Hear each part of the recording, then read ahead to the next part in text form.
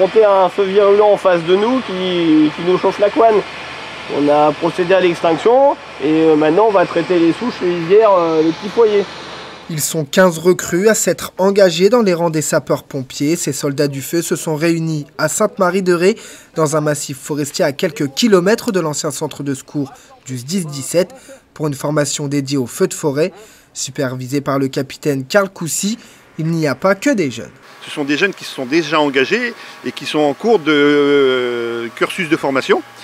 Et il y a aussi des personnes un peu plus âgées qui n'ont pas eu l'occasion de se former, puisque peut-être qu'ils ne sont pas dans un secteur forestier. Et on se rend compte en fin de compte que maintenant, d'un point de vue départemental, tous les pompiers de Charente-Maritime interviennent sur le même feu. Donc il y a des gens qui sont intéressés à se former maintenant par rapport à cette position. Il n'y a que 4 formations de ce type chaque année en Charente-Maritime et elles peuvent durer entre quelques mois à 3 ans selon la disponibilité des agents.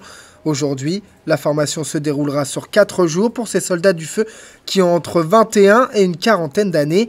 Un cursus qui se décline en plusieurs phases. Il y a une première phase en salle de cours où on explique un peu le fonctionnement d'une forêt, ce que c'est, à quoi ça sert. Après, on a des ateliers où on commence à aborder différents thèmes. Ce matin, c'est principalement de la sécurité. On va commencer à expliquer le déroulement d'une intervention, les établissements d'une lance d'incendie, pourquoi on l'a fait, comment et dans quelles raisons. Et ce mardi 8 mars, depuis 8 h du matin, les 15 pompiers ont abordé différents thèmes ainsi que différentes manœuvres. La durée de ces dernières varie en fonction des aptitudes de chacun à progresser. Alors ce matin, il y a une partie sécurité où on apprend aux gens à évacuer d'une situation dangereuse. La deuxième partie, ça va être la mise en place d'un dispositif avec les engins pour pouvoir se protéger si les véhicules sont menacés par un incendie.